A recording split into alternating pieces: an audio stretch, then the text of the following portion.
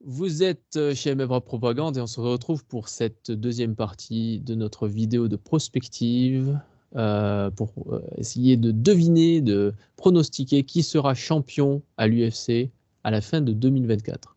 Et je suis toujours avec Mounir et Shadowski. Ça va toujours ? Toujours. Impeccable. Ok, donc nous en étions à la catégorie welterweight.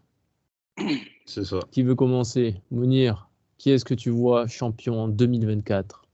Là, actuellement, le champion, c'est Leon Edwards, qui a battu 2 fois d'affilée Kamaru Usman. Kamaru Usman qui sort d'un combat contre Chimaev en middleweight. Voilà. En deuxième position, on a Belal Mohamed. Et troisième, on a Colby Covington. Voilà. Qui est-ce que tu vois ? Le quatrième. Gilbert Burns ? Ah, il est pas quatrième, Shavkat. Non, il est cinquième. Il est cinquième, Shavkat, autant pour moi. Non, je vois Shavkat Rakhmonov, vainqueur, champion à la fin de 2024. Je pense que son combat contre Thompson, ça va être une formalité pour lui. Et derrière, il y a une forte probabilité qu'il prenne le perdant de Colby Edwards. Sauf si c'est Colby, parce que Colby, je ne le vois pas revenir, clairement. Je ne le vois pas revenir dans le circuit. Donc, il n'aura d'autre choix, malheureusement, de se diriger vers le titre. Je pense que Edwards Shavkat, c'est inévitable. Après, il y a 2 Dark Horse, encore une fois, dans cette catégorie qui peuvent changer la donne en même pas 2-3 combats. C'est Yann Gary. Yann Gary, s'il tape Luque, théoriquement, son prochain combat, son prochain combat, c'est un top 5. C'est un top 5. Et le top 5 en question, je le vois bien affronter Belal. Ah ouais ? Et, ouais. Parce que Belal, force à lui, la vérité, il mérite son title shot depuis au moins 2 combats. Mais force est de constater que l'UFC ne veut pas lui donner. Et ils lui donneront pas. Ils lui ont promis. Ils lui ont promis après sa victoire contre Burns. Oui, ils lui ont promis après sa victoire contre Burns quand ils ont sauvé un main event là. Burns et lui l'année dernière. Ils ont sauvé un main event. Ils lui ont promis, ils ont promis au vainqueur du combat qu'il aurait son title shot. Au final, on apprend que c'est Colby Edwards.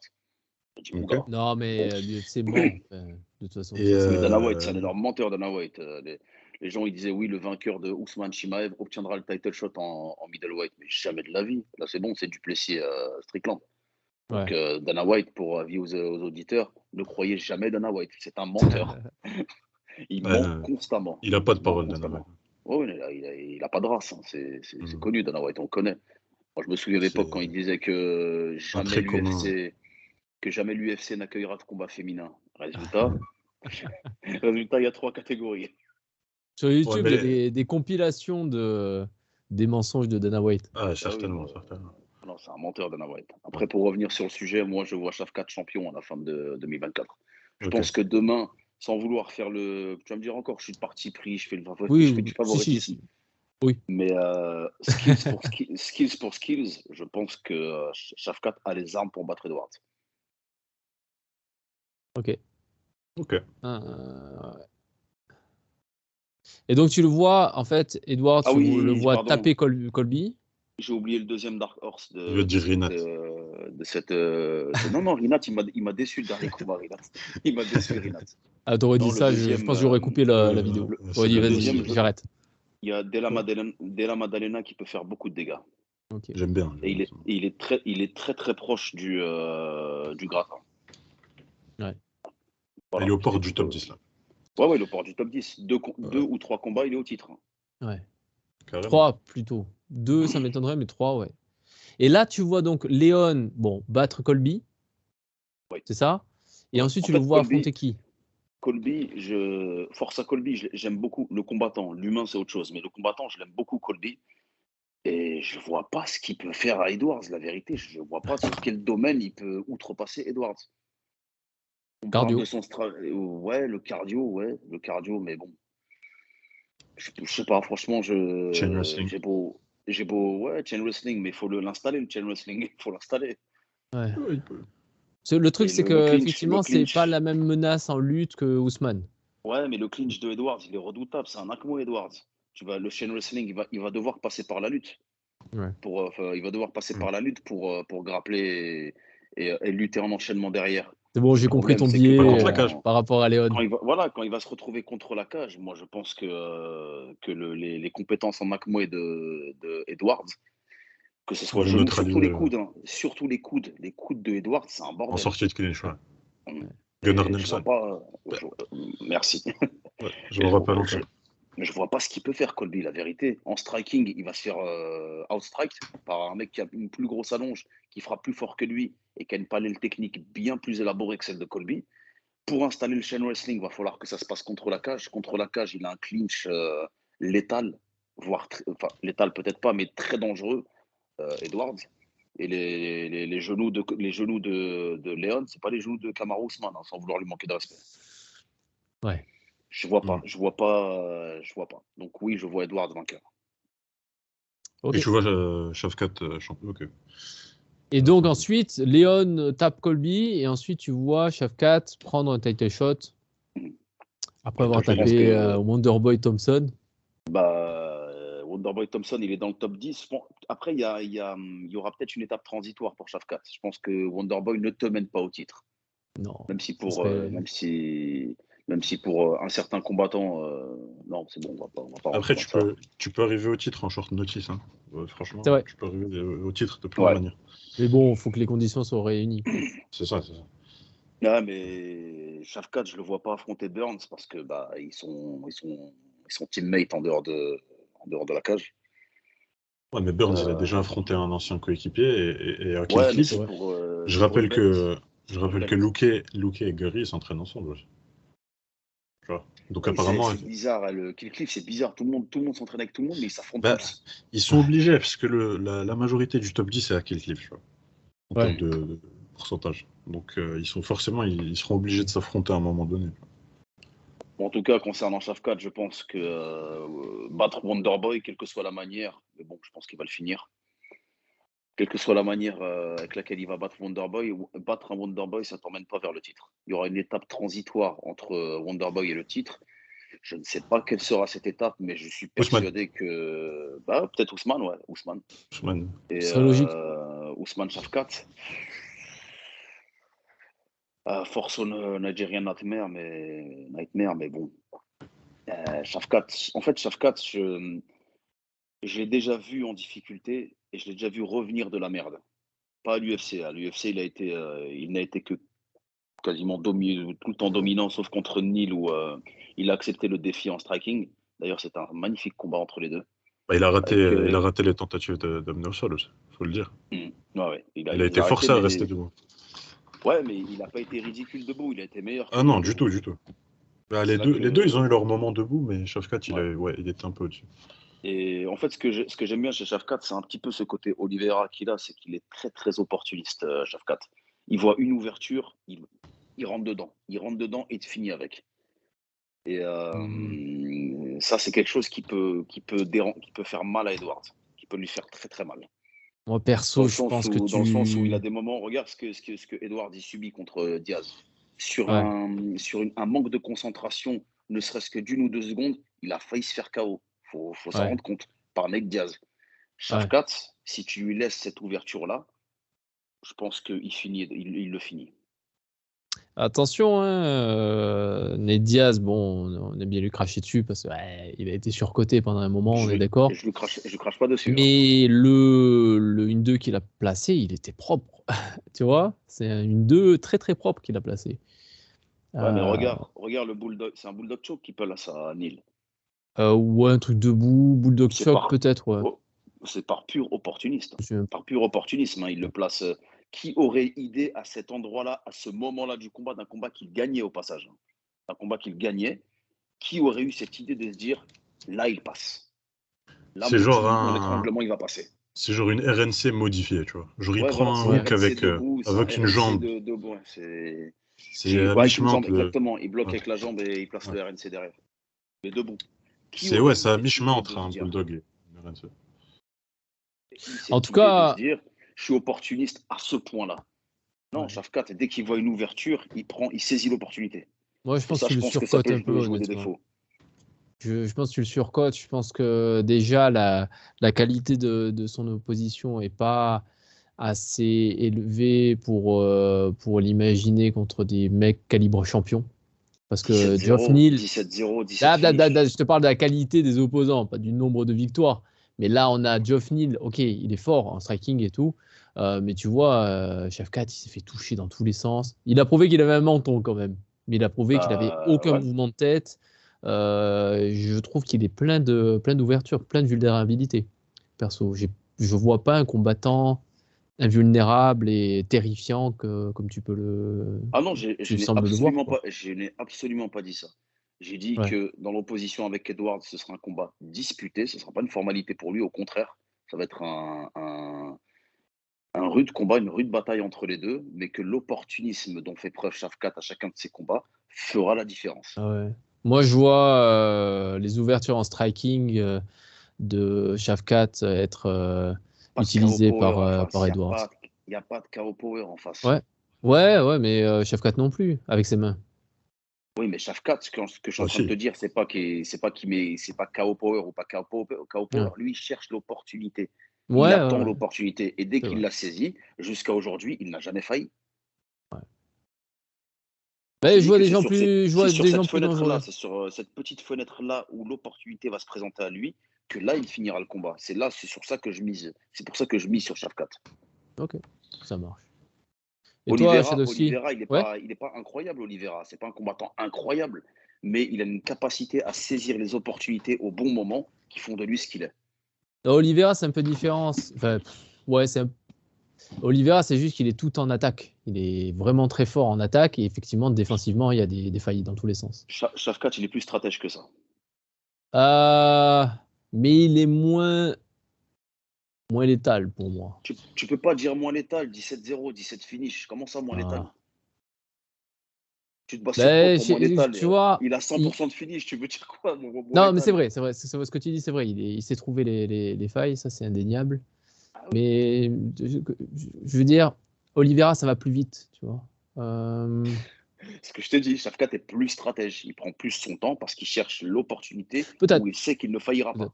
Bon, en tout cas, moi, je suis un peu déçu qu'ils prennent Wonderboy. J'aurais bien aimé voir un challenge plus ambitieux. Je suis d'accord avec toi. Ça, je suis d'accord avec toi. C'est que en termes de prise de risque, c'est zéro. Ouais, c'est un peu dommage. Moi, j'aurais voulu. Le combat dont je rêve toujours, Forza Fares, c'est Shavkat contre Khamzat, du temps où il pouvait faire 77.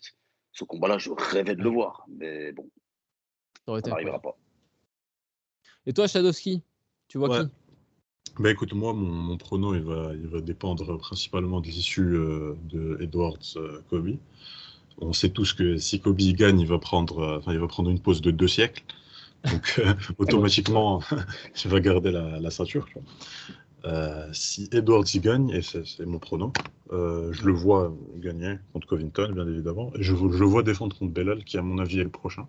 Parce que Belal, c'est facile pour lui. On a vu au premier combat, c'est vraiment... Tu vois, Belal, il peut se démerder contre les autres, mais contre Edwards, c'est trop dur. Et même au-delà de cette année, tu vois, l'année 2024 qui arrive, je vois même Edwards la conserver en 2025, parce que il est trop complet, c'est propre. C'est trop propre ce que fait Edwards. Il est jeune, il est dans son prime. Il a vraiment... lui aussi, il est jeune. Il a quoi? Il a 30 ans, Edwards. 30. Ouais, c'est ce que je dis. Je dis que il a 32. Léon, il est jeune, il est dans son prime, il y a au moins 1 ou 2 ans où il sera au top du top. Il peut tirer jusqu'à 34 comme Volkanovski. Ouais. Et après se faire finir. Enfin, après se faire chipper sa belt. Mais dans l'état des choses, là, l'état actuel, pour moi, ça va... Edwards va conserver son titre. Je le vois bien. Là, il est à quoi? Il a une défense. Edwards, je pense, il va aller chercher les 4-5 défenses. 3, 4. C'est possible, hein, en welterweight, ça se fait. Il va aller chercher les 4 défenses, c'est-à-dire qu'il va la défendre là. Ça va faire la deuxième, derrière Belal, et une autre derrière. Et on va le comparer, à la fin de sa carrière, on va le comparer à Matt Hughes, mais il va quand même être au-dessus en dessous de Matt Hughes au classement all-time des welterweight. Toi, tu fais de la prospective, mais alors à très très long terme. Ouais, t'inquiète. Edwards. Tu peux me dire où il sera assis dans la salle pour la remise des Hall of Fame ou... Il sera assis, donc VIP, siège 16. Merci. T'inquiète. Non, Edwards. Ouais. Et tu penses pas que Belal a progressé depuis leur dernier combat? Si, il a grave progressé. Hein. Depuis le combat contre le mec du Bellator, l'ancien champion du Bellator, j'ai oublié son nom. Le nom il m'échappe, mais c'est un ancien champion du Bellator qu'il avait combattu pendant le Covid. Si je peux aller checker rapidement. Lyman Good, je pense qu'il s'appelle. Ouais, Lyman Good, ouais. Depuis ce combat, je trouve qu'il a progressé crescendo. Tu vois. Chaque combat, tu vois des améliorations, tu vois du nouveau. Franchement, c'est bluffant le progrès qu'il a fait, mais je pense que, comme les Américains le disent, et là je vais traduire directement parce que j'adore traduire des expressions anglaises directement, je pense que Edwards a son numéro dans l'octogone. Je pense qu'il a son numéro et que Belal Mohamed, voilà quoi, c'est compliqué, Edwards. C'est compliqué pour lui. C'est trop complet. Ok. Next. Moi déjà, Edwards. Et d'ailleurs, vous voyez pas Makhachev monter pour un title shot s'il y arrive? Pas en 2024. Pas en 2024. Là, c'est surbooké, là, c'est overbooked, la division welterweight. Il y a des mecs qui devraient avoir des title shots maintenant, genre comme Belal Mohamed, il devrait avoir son title shot maintenant. Ouais. Donc Makhachev, il peut, tu vois, choper la file, tu vois, attendre un petit peu, il l'aura, mais ouais. Moi, je pense que Islam, c'est 2025 qui va monter en welter, pas en 2024. En fait, Islam, ce qu'on va lui reprocher, ce qu'on est en train de lui reprocher actuellement, de toute façon, les haters resteront des haters quoi qu'il arrive. C'est que absolument. C'est que les deux défenses de titre qu'il a, Islam, c'est contre un featherweight. Voilà ce qu'on lui reproche. Donc, Islam, sur l'année 2024, il commence lui aussi. Non, je le dis, c'est pas faux. Tu l'as dit. Je vais pas te contredire. C'est pas n'importe quel featherweight. C'est l'un des GOAT de la catégorie. C'est pas la question, on va dire. En tout cas, il est pour asseoir un peu plus sa légitimité en tant que champion de la division et potentiellement légende de la division lightweight. Il faut qu'il tape des lightweight, à savoir Justin Gaethje et éventuellement Oliveira ou Dariush éventuellement ou Tsarukyan s'il se débrouille bien. Et là, il sera un peu plus légitime aux yeux des haters et ils arrêteront de. Non, mais là, on parle des welterweight. Donc, c'est pour ça que je dis Islam en welter, il ne montera pas. Pas en 2024. D'accord. Ok. Ouais, donc moi, je vois Léon taper Colby. Et après, je le vois prendre Belal. Je pense que Belal, c'est le plus gros danger qu'il y a dans le top 10. Bon, Gary, c'est un peu tôt pour dire. Ouais, je sais pas trop. Gary, je peux pas dire. Mais ouais, je pense que Belal, c'est le plus compliqué. Plus que Rakhmonov pour moi. Mais effectivement, stylistiquement, il a montré qu'il pouvait gérer Belal facile. Donc je vois aussi Léon Edwards à la fin de l'année 2024. Okay. En fait, faut pas juger un combat sur un round et demi. Hein. Ça n'a pas de sens. Même si ça partait bien embarqué pour Edwards. Sait-on jamais ce qui aurait pu se produire. C'est pas passé loin du finish. C'est pas passé loin du finish sur le round et demi en question. T'as vu Belal se faire finir quand la dernière fois? C'était contre Luque, mon gars Luque. Mais t'as vu le combat contre Jeff Neal? Contre Jeff Neal, il a pris bouillon. Il a failli se faire finir à plusieurs reprises contre Jeff Neal. Belal, c'est un mec finissable. Ouais, mais Belal, je le trouve. En fait, Belal, le style qu'il a, je le trouve extrêmement prudent. Quand tu regardes le combat qu'il fait contre Burns, il prend zéro risque. Tu regardes le combat qu'il fait contre Brady, ok, parce que Brady, c'est un grappleur. Là, il a pris des risques en allant striker avec lui. Mais quand tu regardes la performance qu'il fait contre Burns, clairement, il est prudent. Ok, il y a le short notice, c'est justifiable, mais... même trop prudent, parce que il est très prudent. Et d'ailleurs, il a des bons middle, Belal. Il a des très bons middle, Belal. Un middle gauche. Contre Luque, il les a mis... Enfin, il les a montrés, c'était stylé. En plus, le truc que j'aime bien avec Belal, c'est qu'il trouve le timing pour les envoyer, ces gens. Ouais. Après, là, on est en train de parler de Belal, genre on est à 20 minutes rien que sur la division welterweight. Yes, grave. Ce que j'avais proposé, on va passer à la catégorie supérieure, les middleweight, dont le champion est Shane Strickland, donc champion que peu de gens ont réussi à pronostiquer, franchement. J'en connais qu'un. C'est Jérémy. À part ça, voilà. Donc Israël Adesanya est premier. Dricus du Plessis, deuxième de la KT. Whittaker est troisième. Et quatrième, on a Cannonier. Shadowski, tu commences? Tu vois qui en 2024 et comment? Je vois, donc déjà, il y a Strickland du Plessis qui arrive. Ouais. J'ai pas trop réfléchi au prono de ce combat, mais j'ai un. Écoute ton cœur, Shadowski. Ouais, j'ai un petit feeling pour Dricus. Voilà. Je pense que la guerre fratricide entre Africains n'aura pas lieu en 2024. Vous savez de qui je parle, bien évidemment. Adesanya. Oui, de Dricus. Je vois Dricus défendre difficilement contre Cannonier. Tu vois. Je vois faire gagner le titre et le défendre une fois. Mais dans la douleur contre Cannonier, ça peut être compliqué pour certains gars. Mais je trouve que Cannonier est vieillissant, tu vois, et Dricus, c'est son moment, tu vois. Et ça a beau être moche visuellement, tu vois. C'est solide, tu vois. C'est complet. Contre Whittaker, c'était pas mal. C'était pas mal. C'est une domination pure. Esthétiquement, c'est pas le combattant le plus beau à voir. Tu vois, et alors, pour moi, la performance de Dricus contre Whittaker était largement plus impronosticable que celle de Strickland contre Adesanya. Jamais une seule seconde, j'aurais imaginé que Dricus allait faire ça à Whittaker. Mais vraiment, incapable de le voir. Non, c'était... Ouais. Parce que le combat avant, c'était le combat de Dricus avant Whittaker, c'était qui? C'était pas Tavares? Il n'y en avait pas eu un avant? Non, Darren Till, je crois. C'est Darren Till. Ouais, Darren Till. Ouais. Et Darren Till, c'était... voilà, quoi. Et contre Tavares aussi, c'était laborieux. Donc, ouais, j'ai vraiment... Non, c'était Brunson. Brunson avant Whittaker. Ouais, mais Brunson. Brunson, si tu sais défendre la lutte, c'est victoire. C'est free win. C'est cuit. C'est free win. Enfin, en tout cas, à l'époque où ils ont combattu. D'ailleurs, il faut que j'explique aux spectateurs, nous sommes un petit peu dans une forme de propagande du Plessis. Voilà, c'est mon petit truc. Je trouve son style très moche. On va se faire tailler. Je trouve qu'il sort de nulle part et on le suit depuis son arrivée et même avant son arrivée à l'UFC. Je l'ai pronostiqué partout, tout le temps, sauf contre Whittaker. Contre Whittaker, comme je l'ai dit, j'avais Whittaker gagnant par... On peut pas t'en vouloir, honnêtement. Ouais. Je pensais que Whittaker allait lui rouler dessus. Je le voyais, moi, mais non. Whittaker, c'était un plafond de verre pour lui. Hein. En fait, non. Bah ouais. Le plafond, il a éclaté. Beaucoup plus facile que les autres, d'ailleurs. Franchement, c'est limite aussi choquant que si Shikadze battait Holloway, là. Combat qui arrive. Non. Ouais.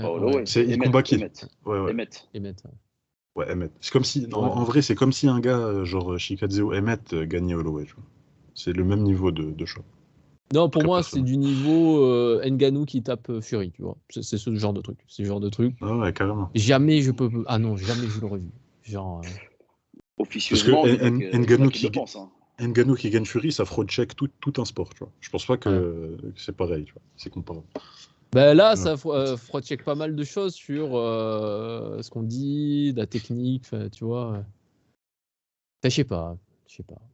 Bon, bref, on est dans une propagande du Plessis. Ouais, moi, je l'ai fait. Ouais, voilà. Dricus 2024. Toi, c'est Dricus.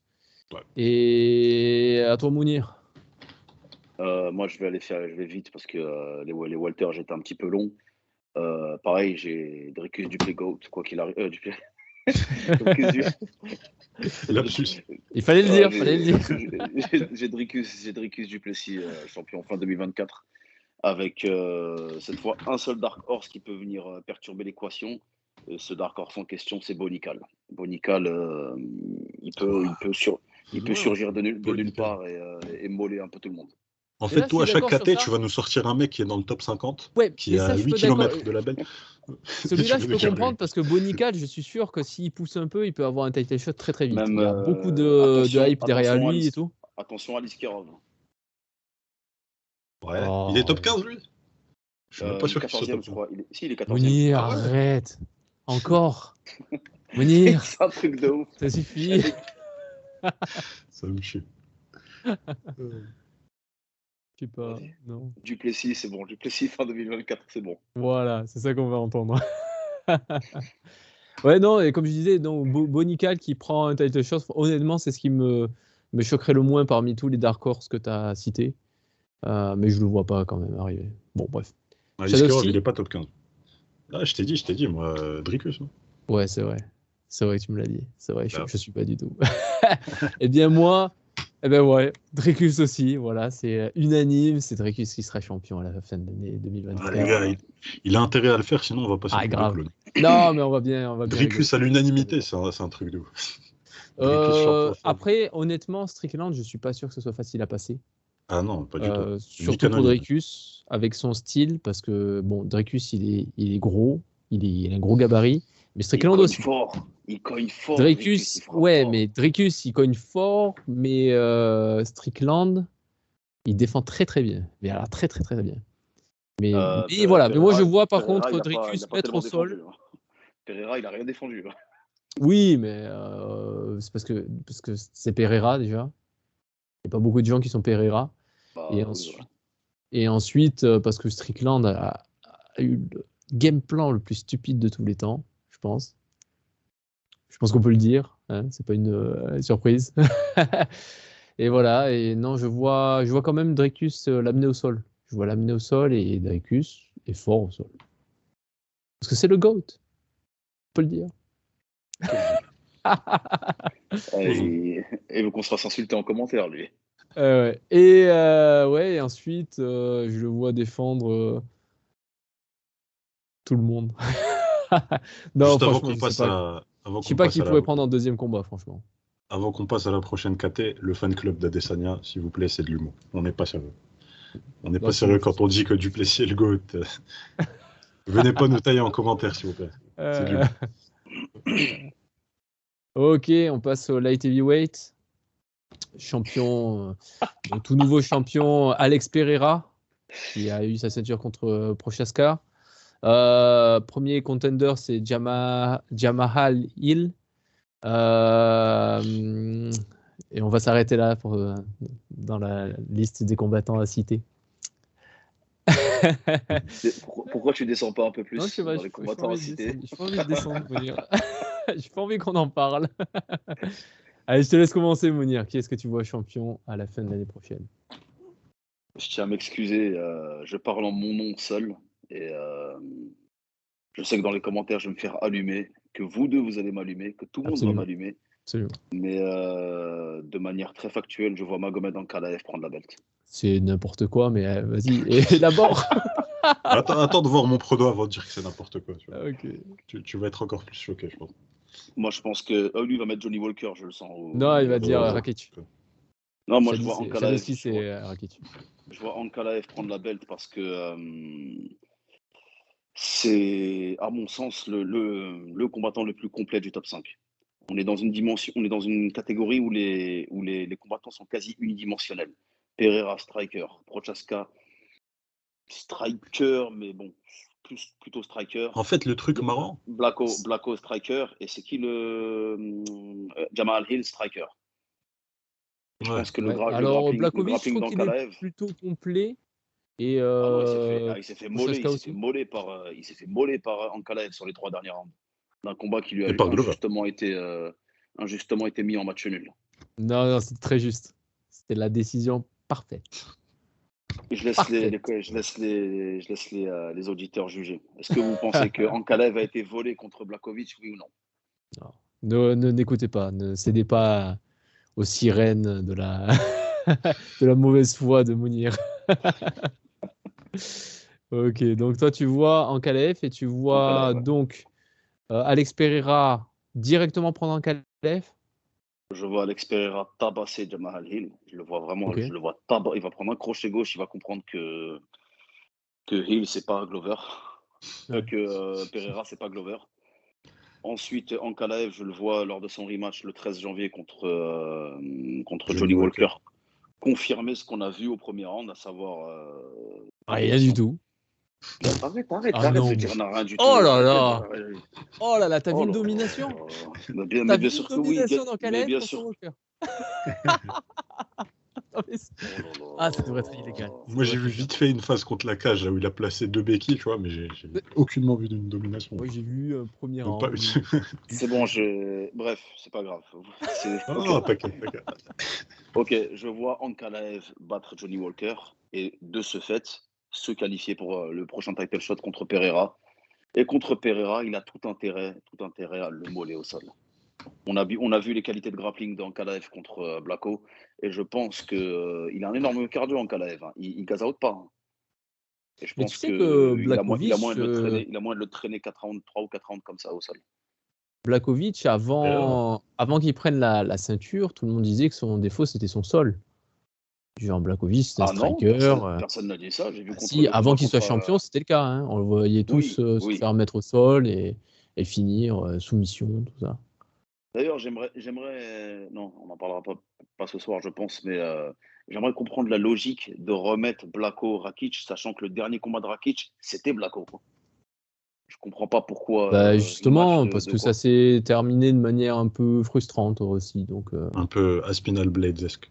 Ouais, c'est Puis Blako, il est monté après, il est redescendu. Tu vois. Il a fait son petit run, sa petite tentative de run. Ça n'a pas marché contre. On sait ce qui s'est passé contre Ankalaev, puis contre Pereira. Et là, il redescend, tu vois, il regarde en dessous de lui, dans les classements. Et en dessous de lui, il y a Rakic. Dans ce cas, j'attends l'officialisation de Gamrot Fiziev 2. Voilà, exactement. Moi, je suis pas contre, mais Fiziev, il va rester sur la touche longtemps. Ouais. Moi, j'attends tous les rematchs des combats serrés de Gamrot. Il y en a beaucoup. Des combats bizarres de Gamrot, donc, vraiment, tu vois pas Ankalaev essayer de striker, parce que Ankalaev, c'est surtout un striker. Et on peut pas dire qu'Ankalaev, ça soit le mec le plus brillant de la bande, quand même. Jiri, regarde les low kicks. Regarde les low kicks de Pereira. Il va pas chercher à striker avec. Il va pas chercher à striker avec lui. Non, mais il a fait quoi avec Blachowicz? Il a essayé de low kick. C'est ce que je suis en train de te dire. Il dit, est-ce que tu penses qu'il va pas essayer d'échanger en striking avec Pereira? Je t'ai dit, regarde les low kicks de Pereira, il va pas échanger avec lui. Hein. Je pense que tu sous-estimes. Je pense que tu surestimes le QI, de Ankalaev. Il a fait pile le mauvais game plan contre Blachowicz. Il s'est fait tabasser la jambe pendant 3 rounds. Il était là, il avançait comme un teubé. Il a fallu attendre le 4e round pour qu'il se réveille, qu'il fasse la bonne chose. C'est 2 rounds qu'il s'est fait tabasser. C'est déjà trop. C'est déjà trop. Est-ce que tu le vois survivre à 2 rounds de tabassage de Pereira?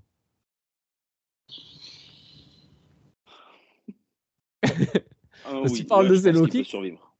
Est-ce que tu vois Ankalaev là debout, en train d'essayer d'attendre son contre là, essayer de se prendre des low kicks dans école Sambo, premier low kick, tu le saisis, tu essaies de l'emmener au sol. Il est pas idiot, Pereira.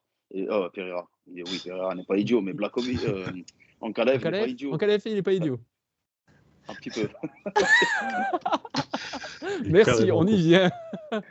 Non, mais je pense qu'il a les skills pour anéantir le style Pereira. Il peut l'empêcher de s'exprimer. Parce que vraiment, moi, les skills, je sais qu'il les a. Il est très talentueux comme combattant.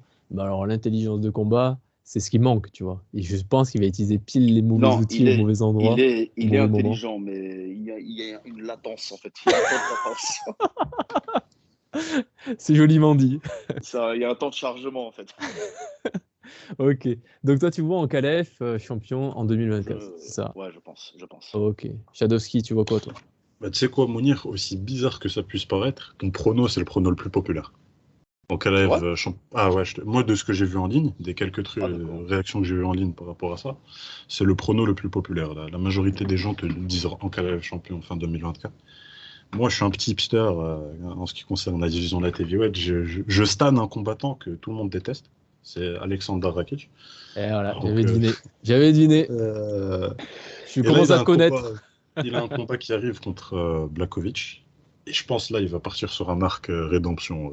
Notre ami Rakic, enfin mon ami Rakic, votre ennemi. Je pense qu'il va partir. Il va essayer de se racheter. Il va faire son combat contre. C'est un 3 rounds, donc c'est mieux qu'un 5 rounds contre Blachowicz. Il va faire son combat contre Blachowicz. Il va le neutraliser, il va l'amener au sol, il va le maintenir comme il a fait avec Smith. Ça va être chiant, vous allez vous endormir pendant le combat, pas de problème. Moi, je vais kiffer parce que j'aime bien Rakic. Et derrière, moi, je pense qu'une victoire contre Blachowicz justifie plus un title shot qu'une victoire contre Johnny Walker. Qu'est-ce que t'en penses, Jerry? Moi, je pense que oui. Personnellement, je pense que ça justifie plus un title shot après Jamal Hill. Rakic, il a été inactif trop longtemps. Et je pense qu'il faudra un autre combat. Rouges, hein. Blacko est sur un match nul et une défaite. C'est pas deux rouges. Walker. Non, c'est un match nul et une défaite. Ouais, Johnny Walker, une défaite serrée. 3 victoires. Il est sur 3 victoires, Johnny Walker. Contre qui? Contre Superman de, j'allais dire de Delbrelef, mais vous n'aurez pas la référence. Le Superman de Lidl. Il est pas mauvais, Span. C'est pas un mauvais combattant, Ryan Span. Ouais, c'est un combattant lambda, mec. Oui, il est moyen. C'est un combattant lambda de la division light heavyweight. On va se faire tailler aussi par les fans de Span qui sont deux sur Terre. Non, il y a Span, il y a 2-3 mecs un peu random dans la division light heavyweight qu'il a battu. Il a battu Smith aussi. Ce que tu dis. Mais c'est la dynamique. Regarde la dynamique de Johnny Walker et regarde la dynamique de Blacko. Ouais, mais Blacko, il était en haut, tu vois. Blacko, il était en haut. Après, moi, c'est un prono biaisé, je l'avoue. À mon avis, c'est Ankalaev qui va le tailler. Tu crois que moi, c'est pas biaisé? Ouais, mais bon. C'est bien, au moins, on a l'honnêteté de l'admettre. Mais ouais, moi, je vois bien Rakic gagner contre Blachowicz. Ensuite, prendre le gagnant de Hill Pereira. Et que ce soit... Moi, je pense que Pereira, c'est mieux pour lui, stylistiquement. C'est mieux pour Rakic. Faire son game plan boring là, à base de maintien au sol, tout ça. Puis même en low kick, il peut répondre à Pereira en low kick. Hein. Il peut kicker avec Pereira et le contrarier, tu vois. Rakic, je pense, après Blachowicz et Pereira, c'est probablement le meilleur low kicker de la catégorie. Donc, moi, ouais, prono très osé, je l'admets. Je vais dire Rakic champion fin 2024. Je pense pas qu'il il le mérite. Techniquement, il le mérite moins qu'Ankalaev, mais je pense qu'Ankalaev va pull out. Il aura son title shot, il va pull out. Rakic, il va venir en short notice, il va taper Pereira. Donc, j'ai Rakic. Fin 2024, la rédemption a commencé. Bon, alors, ou commencera en décembre. Heureusement que je suis là pour apporter un peu d'objectivité à la conversation, parce que pour ma part, je vois Ankalaev se faire éteindre par Walker. Je vois Pereira prendre Jamal Hill et le taper. Et Jiri, Prochaska, revenir contre Pereira et éteindre Pereira. Voilà. Jiri qui pronostique. Prochaska, Prochaska champion. Il est en train de nous dire qu'il est objectif. Prochaska, champion 2024. Voilà, c'est mon petit prono, je vous le dis. Moi, juste une petite aparté sur la catégorie light heavyweight. On souhaite beaucoup de force et beaucoup de courage à Omar Sy qui a signé. Ouais. J'espère que 2025, ce sera ton année top 5, voire même au titre. Ouais, franchement. Mais il y a de la rouge. Ouais. Après, c'est pas la KT la plus dense, c'est pas la KT où il y a le... Jiri, en 3 combats, il était au titre. Ouais. Bon, après, les conditions étaient un peu bizarres quand même. C'était l'après John Jones. Là, tu vois, en gros, il y avait que quelques noms à passer. Là, c'est un peu plus compliqué, je trouve. Pereira, bon, je l'attendais pas spécialement à light heavyweight, mais apparemment, ça marche. Hill, pareil, il est dangereux. Prochaska est dangereux. Ankalaev, on n'en parle pas. Et Rakic est dangereux aussi. Voilà. Ouais, mine de rien, c'est un top 5 qui est plutôt équilibré. Tout le monde peut accéder au titre. C'est vrai. La catégorie, elle se bonifie, je trouve. Elle s'améliore. Hein, parce qu'il y a quelques années, là, c'était horrible. L'après John Jones. Le clone de Kakarot, la brésilien. Je sais pas. Ouais, je vois. Victor Petrino. Il est pas mauvais, Petrino. Ouais, mais il est loin. Il est loin, mais il progresse. Je crois qu'il a 3-0 déjà à l'UFC, 2 ou 3-0, je sais plus. Ouais. Et ce gars-là peut étonner dans le futur. Attends, et tu nous as pas parlé de Morzakhanov? Mounir, qu'est-ce qui se passe? Il est 12e. C'est hors antenne, ça. Je parle pas de Morzakhanov en public. Un fou, quoi. Parce que Voilà, je vais balancer, mais Mounir est dans une propagande Mourzakhanov qui n'a aucun sens. Il y a un gars, il s'appelle en deux, là. Qu'est-ce que t'as dit, Shadoxy? Non, je vannais un peu Mounir. Je disais, les gars, il y a un gars, il s'appelle Alias Raprizriev. Il va faire un run, vous n'êtes pas prêts, il va être champion. Je te jure, c'est ça. Lui, il sera champion, c'est le GOAT. Ça fait 18 mois, il a disparu. Je vais me faire ouvrir en deux dans les commentaires. Non, mais moi aussi, t'inquiète. Hein. Pour mon truc de Rakic, je m'attends à me faire éclater en deux. Mais tranquille, c'est le jeu. Je pense que là, en termes d'objectivité, on n'a pas été au top tous les trois. Mais bon, c'est le jeu. Allez, dernière KT. Honnêtement, c'est pas la moins intéressante.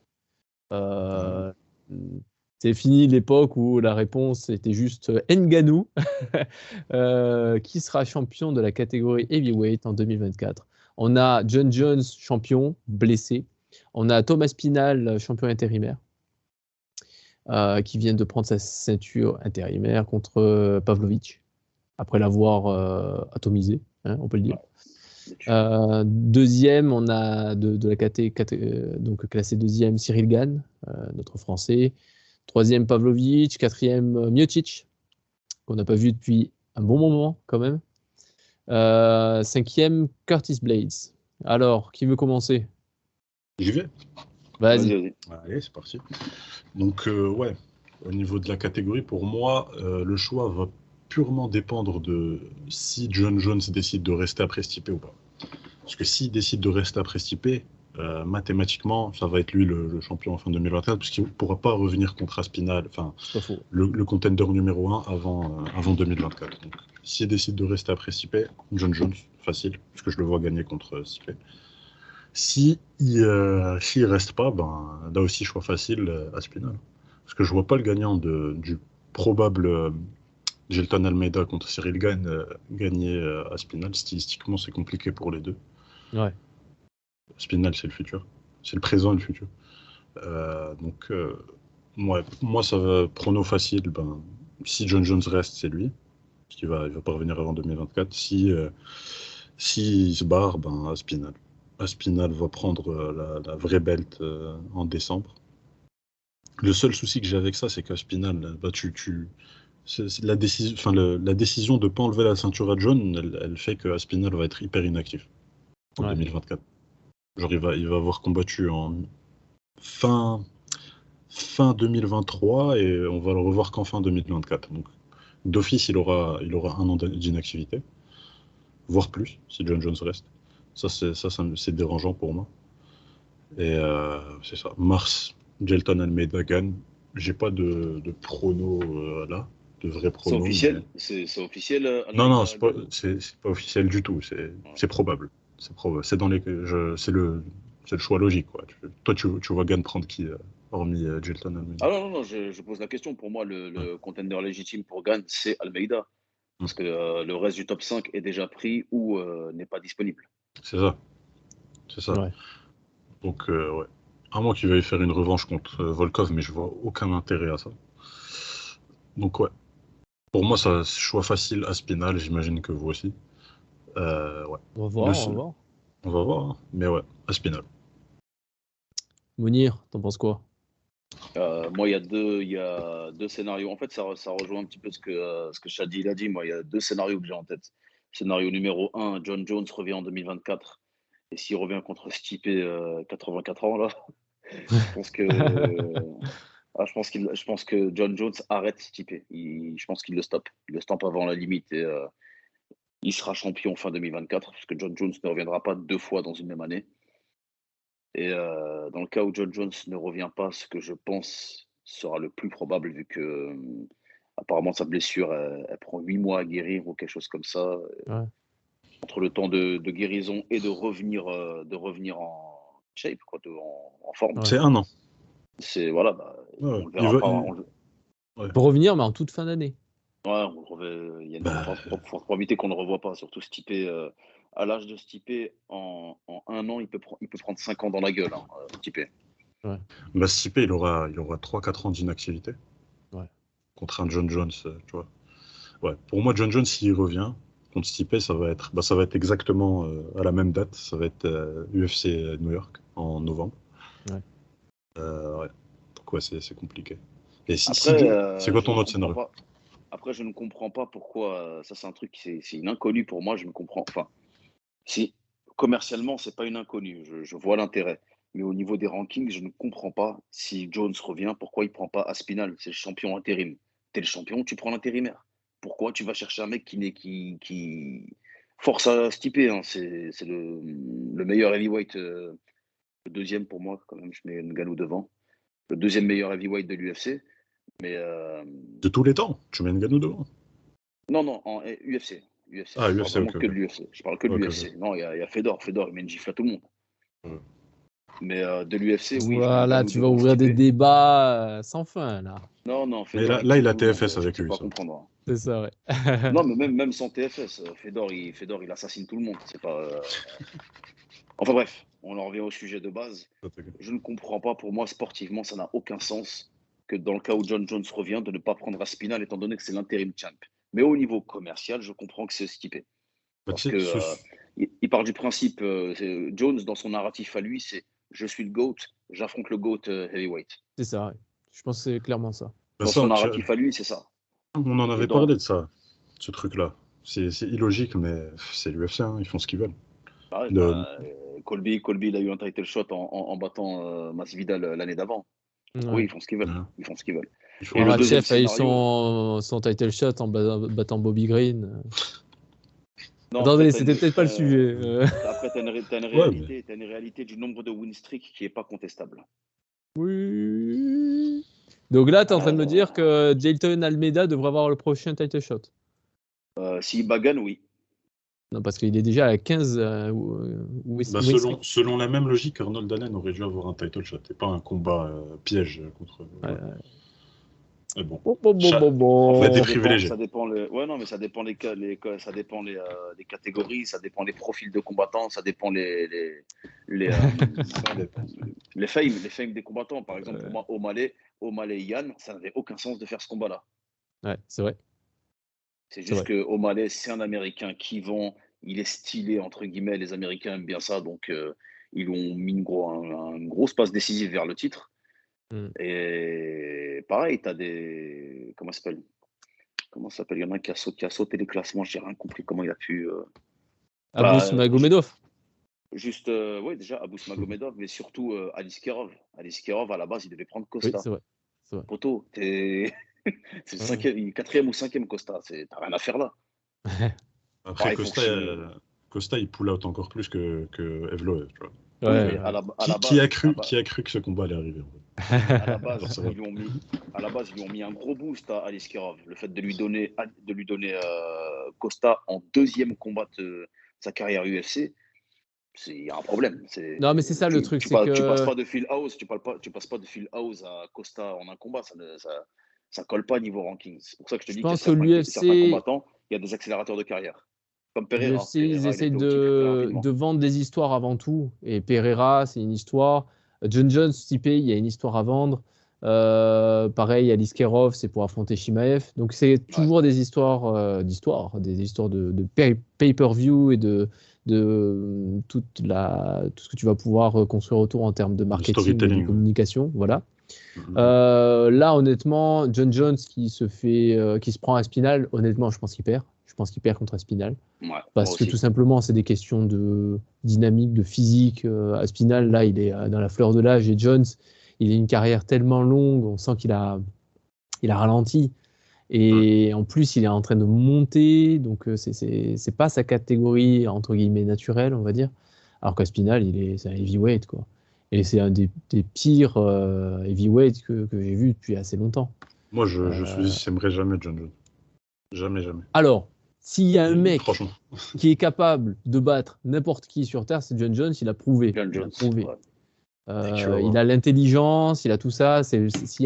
Par exemple, contre Stipe, d'ici contre Stipe, Stipe a fait énormément d'erreurs de fight IQ. Il s'est laissé jabber la tête pendant je ne sais pas combien de rounds là. John Jones n'aurait jamais fait ça. Jamais il serait tombé dans une situation pareille. En fait, John Jones, en termes de fight IQ, John Jones, il est numéro 1 mondial. Ouais. Et c'est le combattant John Jones par excellence qui a un game plan, quel que soit le profil qu'il a en face de lui. Ouais. Et qui arrive à le mettre en place. Et les seuls moments où il a pu être mis en défaut, c'est des moments où il prenait de haut ses adversaires. Où il n'a pas pris le temps d'assez travailler. Reyes, même Santos, tu vois, il s'est juste dit allez, je vais striker avec Santos parce que ça a l'air marrant. Jusqu'à aujourd'hui, je maintiens, je persiste et je signe. Dominique Reyes a battu John Jones. Là, tu veux relancer des débats. Non, mais personne ne va le contredire, je pense. C'est sa victoire la plus contestable, de loin. Santos aussi, c'est chelou. Gustafsson 1, pardon. Gustafsson 1, c'est chelou. Moi, ça m'a pas choqué, perso. Gustafsson 2, il a remis les pendules à l'heure, mais Gustafsson 1, j'invite tout le monde à le regarder ce combat-là. Ouais. J'avais Jones gagnant. Hein. Ouais, non, moi j'avais Gustafsson vainqueur. Moi j'avais Jones, mais bon, après je peux comprendre. Oui, par contre, Reyes, c'était tendu quand même. Reyes, je l'ai vu 400 fois. J'ai toujours 48-47. J'ai 48-47 Reyes, il prend c'est les juges du Texas. C'est ça. Non, mais John Jones, il a fait une gamrotte, tu vois. Il a eu sa victoire.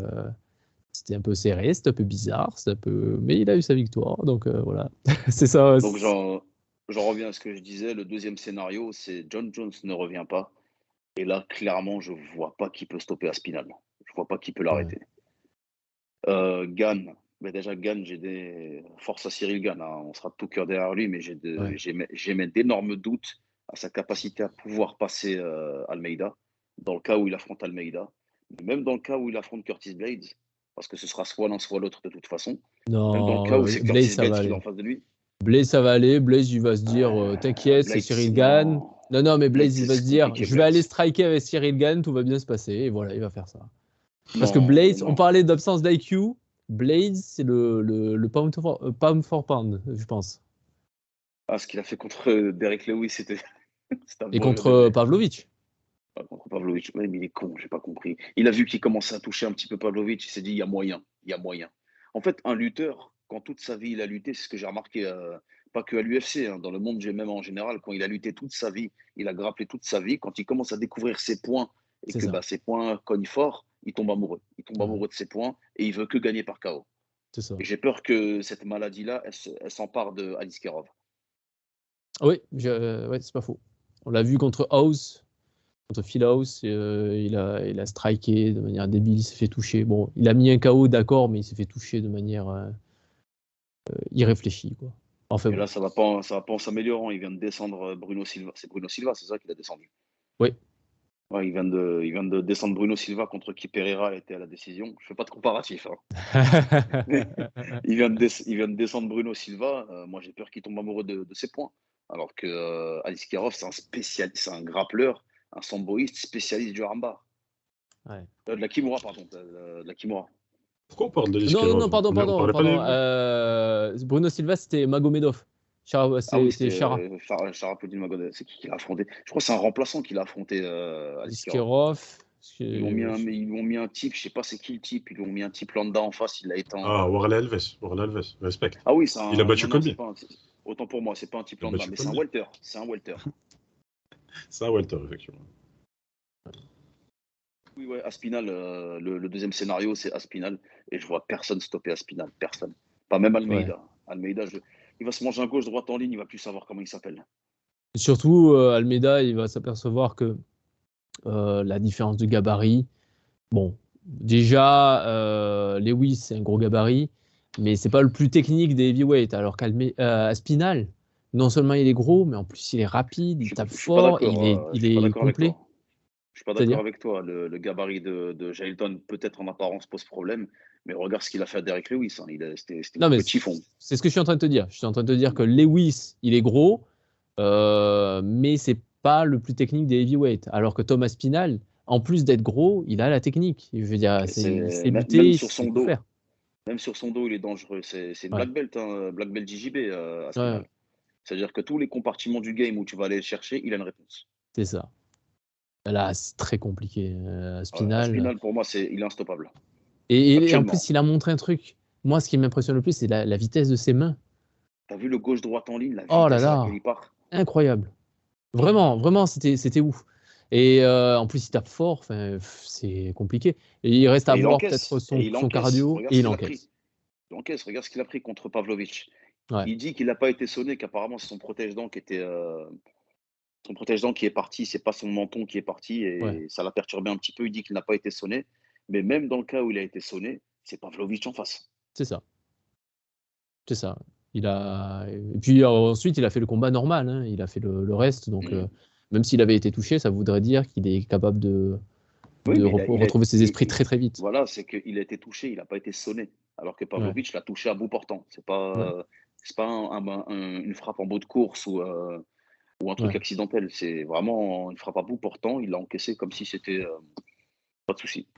Non, le seul truc louche chez lui, c'est son genou. Là. C'est le seul truc qu'il a montré qui était délicat. Pour l'instant, là, on l'a vu totalement guéri pour l'instant. Contre Tibura, je ne l'ai pas vu galérer sur son genou. Et là, après, ça a été très vite contre Pavlovich, mais je ne l'ai pas vu galérer plus que ça. Et la preuve en est, c'est qu'en anglaise, c'est pas à vous que je vais apprendre ça, mais en anglaise, quand tu frappes, la puissance vient des jambes. Si son genou aurait flanché, il aurait perdu en vitesse. Or, il n'a pas perdu en vitesse. Donc voilà. Qui est-ce qui n'a pas donné son prono ici? Tout le monde a donné son prono. Ah, toi. Okay. C'est vrai, moi, je vois Spinal aussi. Bon, je pense que John Jones fera son combat contre Stipe et pas quelqu'un d'autre, parce que le reste, c'est compliqué. Il a déjà tapé Cyril Gane. Maintenant, il veut son combat de jubilé. Il veut son combat final. Et ensuite, ça sera retraite. S'il arrive à revenir, je pense qu'il arrivera à revenir. Mais je ne le vois pas prendre quelqu'un d'autre que Miocic. Je ne le vois pas prendre. Ce serait... Je vais peut-être être irrespectueux, mais le Miocic actuel, il peut le battre à 70% de ses capacités, à mon avis. Donc il n'est même pas obligé de revenir. Oui, parce que Miocic, tu veux dire que Miocic est vieux. Mais il a 84 ans, tu veux faire quoi? Non, mais je suis d'accord, c'est ça le truc, c'est qu'il reviendra juste pour Miocic parce que c'est symbolique et parce qu'il peut le faire, et tout le reste, c'est compliqué. Sans vouloir manquer de respect à John Jones, Stipe, c'est le moins risqué pour lui. Ouais. Peut-être pas le moins risqué, mais c'est... Attends, qui est-ce qui serait le moins risqué? Non, mais je parle... Attends, quand je dis le moins risqué, c'est entre lui et Aspinall, je veux dire. C'est entre lui et Aspinall. Ah oui, de loin. En plus, Aspinall, il n'y a rien à gagner. Aspinall, il n'a pas de record de quoi que ce soit. Tu tapes Aspinall, bon ben, ok, ça, je veux dire, les vrais fans sauront que tu as fait un truc monstrueux. Mais voilà, il y a, sur le palmarès, c'est un nom beaucoup moins gros que Miocic. Et en plus, c'est un Anglais, alors que là, John Jones contre Miocic, c'est un combat pur américain. Ça peut faire pas mal de pay-per-view, je pense. Ouais, donc moi, je vois Aspinall à la fin de 2024.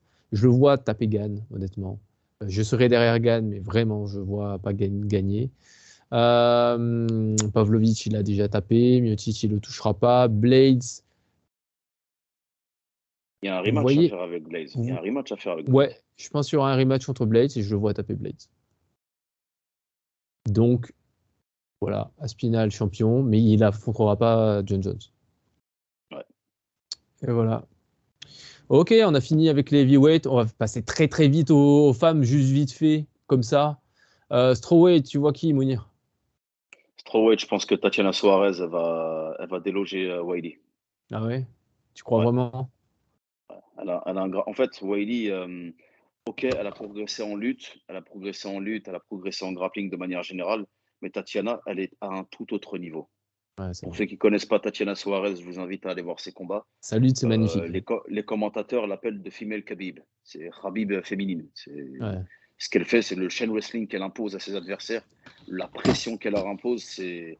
Vraiment, je ne suis pas fan de MMA féminin, mais cette meuf-là, quand je la regarde combattre, je me dis, waouh, comment tu fais pour atteindre un niveau technique Sa lutte, déjà, elle a la meilleure lutte de toutes les catégories féminines, tout compris, de loin. Comprise. Et honnêtement, elle a une lutte vraiment meilleure que beaucoup d'hommes aussi.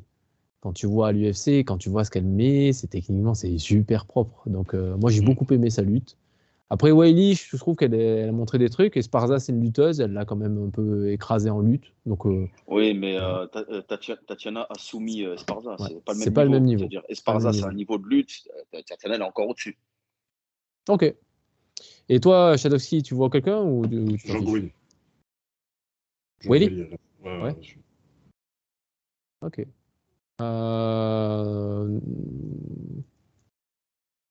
Moi, j'aime bien Weili aussi. C'est les deux combattants que j'aime bien, c'est Suarez et Weili. Le reste, honnêtement, ça m'intéresse pas. Qui est-ce que je vais choisir? Mais je vois bien Suarez, ouais. Je vois bien Suarez juste sur la lutte. Après, c'est compliqué parce qu'elle a une grosse pause. Elle a peut-être raté son prime. Elle est revenue depuis. Elle a 2 combats. Oui, mais elle a eu ça. Elle a raté quand même peut-être son prime. On ne sait pas. Moi, j'ai pas assez d'infos si ça reste debout, tu vois. Contre une Weili, par exemple. Ça restera pas debout. Non, Tatiana reste pas debout. On va voir. Ça restera pas debout. Weili, elle a énormément progressé en lutte. On va voir. Oui, c'est ce qu'on dit. Mais Suarez, quand tu regardes, c'est pas le même niveau, la vérité. C'est comme quand les adversaires ils disent oui, Justin Gaethje, il est All-American de je sais pas quoi. C'est pas le même niveau. Ils disent la même chose avec Tatiana. Puis les commentateurs, tu as parlé des commentateurs, je rappelle que les commentateurs disent que Wonderboy a une carrière legit en kick. Tu vois. Donc je ne prendrais pas tout ce qu'ils disent comme. Non, mais là, c'est pas ça. Là, on est au niveau olympique pour Suarez. C'est tout simplement ça. En lutte, et ce qu'elle montre dans la cage, c'est qu'elle sait utiliser sa lutte en MMA. Elle est invaincue au passage. Elle est invaincue en carrière aussi. Ça, c'est important de le noter. Lutte olympique. 0 défaite. Médaille. Elle n'est pas médaillée, non, mais elle avait le niveau. Elle s'était. En fait, elle a eu un problème de santé. Non, je crois qu'elle était prise dans l'équipe olympique, mais elle a eu son problème de cancer à ce moment-là. Ouais, c'est ça. Je crois que c'est ça le truc. Ouais, c'est un truc un peu triste. Je suis pas certain. J'ai Weili, moi. J'ai Weili. Weili, non, pardon. T'as raison. Elle s'était entraînée pour les Jeux Olympiques et elle a eu une blessure. Comme Ousmane. Exactement comme Ousmane. Ousmane, il était au camp d'entraînement de Team USA pour les Jeux Olympiques. Donc elle a pas été. Elle a eu une histoire de cancer. Après, elle a eu un cancer. Ouais, voilà, c'est ça que je me disais. Ouais. Donc pour l'instant, sa vie, elle n'a pas eu de chance. Mais voilà, ça c'est quand même. Elle est de retour et c'est propre. Mais techniquement, je la trouve. Le retour est propre. Sa lutte, elle est incroyable. En plus, son style, il est rare, quoi. Oui, c'est Khabib. Moi, je trouve que. Je sais que j'insiste un peu, mais c'est Khabib en meuf. C'est Khabib en meuf. Ah ouais, non. Mounir, l'obsessionnel, monomaniaque. Moi, je trouve que c'est une comparaison bof. Parce qu'il y a Khabib. Non, mais laisse-moi développer. Vas-y. Khabib, une de ses plus grandes forces, si ce n'est la plus grande, c'est son ground and pound. L'autre, j'ai pas vu trop travailler en ground and pound, et surtout pas aussi violemment. Bien sûr, c'est vrai. C'est vrai. Elle soumet beaucoup Tatiana. Oui, non, mais après, quand on dit la version féminine, ça ne veut pas dire que c'est une copie conforme, mais qu'il y a quand même des analogies à faire, quoi. Oui, mais tu peux trouver des analogies partout. Oui, mais là, c'est quand même assez fort. Quand tu vois le style de lutte et tout, tu peux comprendre ce que ça veut dire. Tu peux dire c'est la Pantoja, parce qu'elle prend le dos des gens. Non, mais là c'est plus pertinent que ça. Je veux dire, il y a vraiment un style de lutte, une façon d'amener le chain wrestling, la façon de construire son jeu. Et puis, je pense qu'elle-même s'est beaucoup inspirée de Khabib. Je crois qu'elle en parlait à un moment. Le jeu contre la cage, il y a beaucoup de choses, quoi. Ouais. Je suis pas convaincu des comparaisons de Rogan et d'essai. Alors, en parlant en 2018, que le style qui l'inspirait qui l'inspire le plus, c'était le style Abdoumanap, le style de Khabib. Ouais. Ok, c'est quoi ensuite les flyweight, c'est grâce aux championnes et Shevchenko contender numéro 1. Blanchfield et Fiorot, vous voyez qui? Je demande pardon à tous les Français.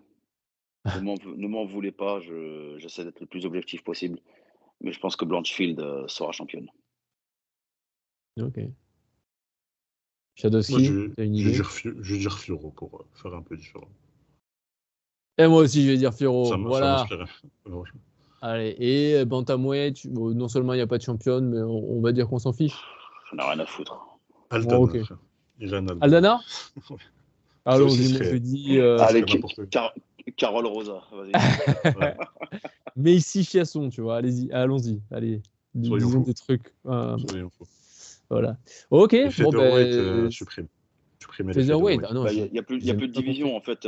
Quand Amanda a rendu ses ceintures, Dana a annoncé que la catégorie featherweight féminine elle était fermée, elle n'existe plus. D'ailleurs, c'est une erreur de Nunez. Elle aurait jamais dû rendre sa ceinture de featherweight. Comme ça aurait été elle aurait fait un run éternel, tu vois. Non, mais ça me fascine le fait de. Ah, c'est bon, elle est longue la vidéo. Je vais pas parler de Nunez, c'est bon. Double champ dont une division qui est fantôme, il n'y a pas de classement. On parle de double champ. Incroyable. Celui-là, il est poussif. Enfin bon. Bon, les gars, merci beaucoup d'être venus. Merci aux spectateurs, aux viewers d'avoir regardé. C'était un peu long. Ouais, mais bon, c'est comme ça. Il faut écouter en mangeant, un truc comme ça, en conduisant. C'est comme ça que ça marche. Et on se revoit bientôt. Yes. Voilà, n'oubliez pas de vous abonner, d'appuyer sur le bouton like, etc. Et à plus. Ciao. À plus. Ciao. À la prochaine. Ciao. Bye bye.